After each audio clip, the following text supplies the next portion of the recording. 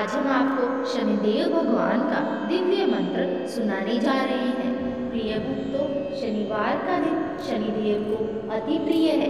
शनिवार के दिन हम शनिदेव भगवान की पूजा अर्चना करते हैं। प्रिय भक्तों, कहते हैं जो भी भक्त सच्चे मन से शनिवार के दिन शनिदेव भगवान के इस दिव्य मंत्र का 108 बार जाप कर लेता है, शनिदेव भगवान की कृपा उन पर हमेशा बनी रहती है तथा शनिदेव भगवान की कृपा से उनके ऊपर अथाह धन की वर्षा होती है। उनके घर में सुख समृद्धि आती है, व्यापार और कारोबार में बढ़ोतरी होती है, वे बहुत अधिक तरक्की करते हैं तथा शनिदेव भगवान की कृपा दृष्टि उन पर हमेशा बनी रहती है। तो चलिए जानते हैं शनिदेव भगवान का वो दिव्य शक्तिशाली मंत्र। उससे पहले यदि आपने मेरी इस वीडियो को लाइक नहीं किया तो लाइक कर दें और चैनल पर नए हैं तो चैनल को सब्सक्राइब करना बिल्कुल न भूलें। प्रिय भक्तों, इस बात का खास ध्यान रखें कि शनिदेव भगवान के इस मंत्र का जाप पूरे सच्चे मन से तथा 108 बार पूर्ण करें, तभी आपको इसका पूर्णतः लाभ मिलता है, अन्यथा नहीं। मंत्र ओम नीलांजन समाभास रविपुत्रं यमाग्रजं छायामार्त्य समभुजं तं नमामि शनैश्चरम्। ओम नीलांजन समाभास रविपुत्रं यमाग्रजं छायामार्त्य समभुजं तं नमामि शनैश्चरम्। ओम नीलांजन समाभास रविपुत्रं यमाग्रजं छायामार्त्य समभुजं तं नमामि शनैश्चरम्। ओम नीलांजन समाभास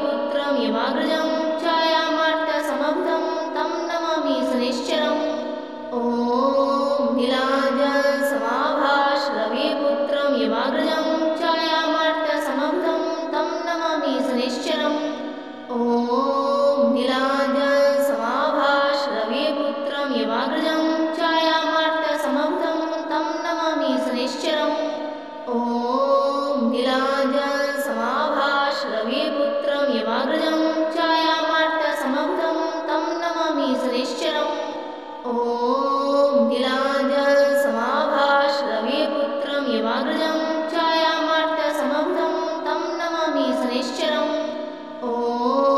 नीलाञ्जनसमाभासरविपुत्रं यमाग्रजं छायामार्तसमभुजं तं नमामि शनैश्चरम् ॐ नीलाञ्जनसमाभासरविपुत्रं यमाग्रजं छायामार्तसमभुजं तं नमामि शनैश्चरम् ॐ नीलाञ्जनसमाभासरविपुत्रं यमाग्रजं छायामार्तसमभुजं तं नमामि शनैश्चरम् ॐ नीलाञ्जनसमाभासरविपुत्रं यमाग्रजं छायामार्तसमभुजं तं नमामि शनैश्चरम् ॐ नीलाञ्जनसमाभासरविपुत्रं यमाग्रजं छायामार्तसमभुजं तं नमामि शनैश्चरम् ॐ नीलाञ्जनसमाभासरविपुत्रं यमाग्रजं छायामार्तसमभुजं तं नमामि शनैश्चरम् ॐ नीलाञ्जनसमाभासरविपुत्रं यमाग्रजं छायामार्तसमभुजं तं नमामि शनैश्चरम् ॐ नीलाञ्जनसमाभासरविपुत्रं यमाग्रजं छायामार्तसमभुजं तं नमामि शनैश्चरम् ॐ नीलाञ्जनसमाभासरविपुत्रं यमाग्रजं छायामार्तसमभुजं तं नमामि शनैश्चरम् ॐ नीलाञ्जनसमाभासरविपुत्रं यमाग्रजं छायामार्तसमभुजं तं नमामि शनैश्चरम् ॐ नीलाञ्जनसमाभासरविपुत्रं यमाग्रजं छायामार्तसमभुजं तं नमामि शनैश्चरम् ॐ नीलाञ्जनसमाभासरविपुत्रं यमाग्रजं छायामार्तसमभुजं तं नमामि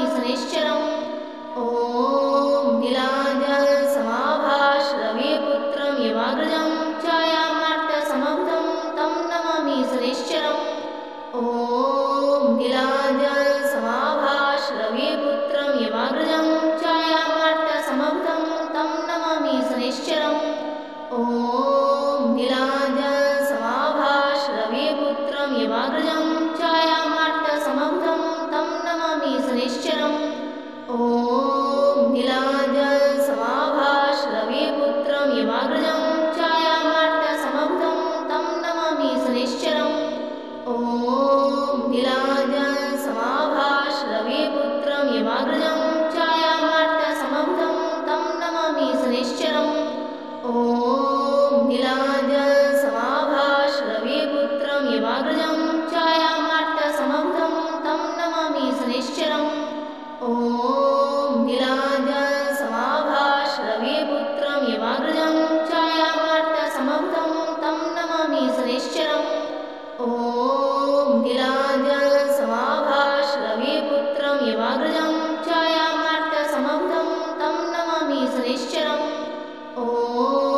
नीलाञ्जनसमाभासरविपुत्रं यमाग्रजं छायामार्तसमभुजं तं नमामि शनैश्चरम् ॐ नीलाञ्जनसमाभासरविपुत्रं यमाग्रजं छायामार्तसमभुजं तं नमामि शनैश्चरम् ॐ नीलाञ्जनसमाभासरविपुत्रं यमाग्रजं छायामार्तसमभुजं तं नमामि शनैश्चरम् ॐ नीलाञ्जनसमाभासरविपुत्रं यमाग्रजं छायामार्तसमभुजं तं नमामि शनैश्चरम् ॐ नीलाञ्जनसमाभासरविपुत्रं यमाग्रजं छायामार्तसमभुजं तं नमामि शनैश्चरम् ॐ नीलाञ्जनसमाभासरविपुत्रं यमाग्रजं छायामार्तसमभुजं तं नमामि शनैश्चरम् ॐ नीलाञ्जनसमाभासरविपुत्रं यमाग्रजं छायामार्तसमभुजं तं नमामि शनैश्चरम् ॐ नीलाञ्जनसमाभासरविपुत्रं यमाग्रजं छायामार्तसमभुजं तं नमामि शनैश्चरम् ॐ नीलाञ्जन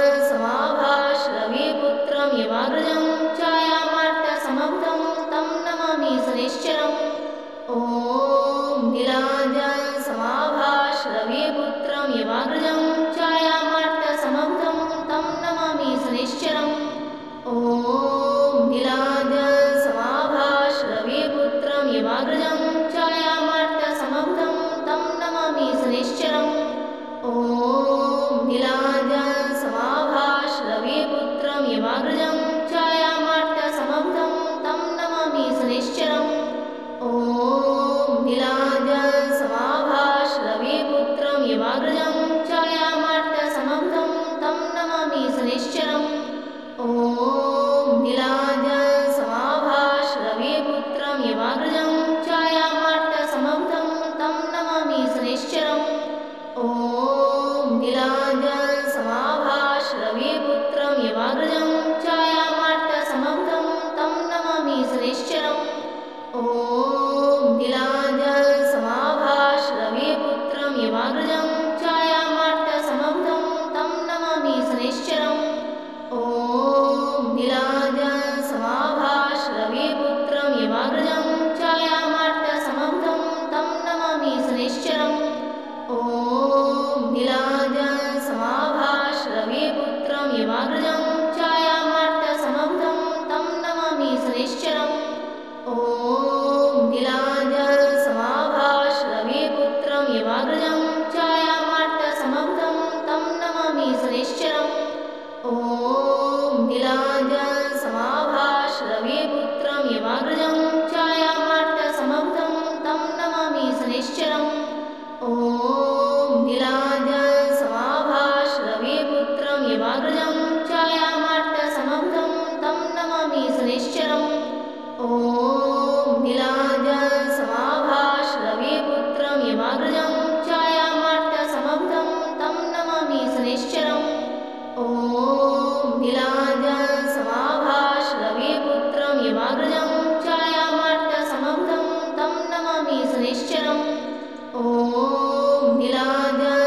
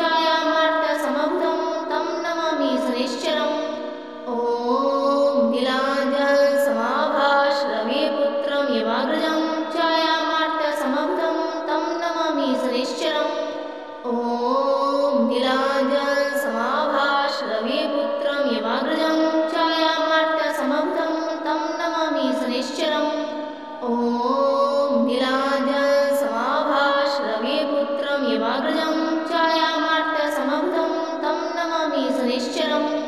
ॐ नीलाञ्जनाय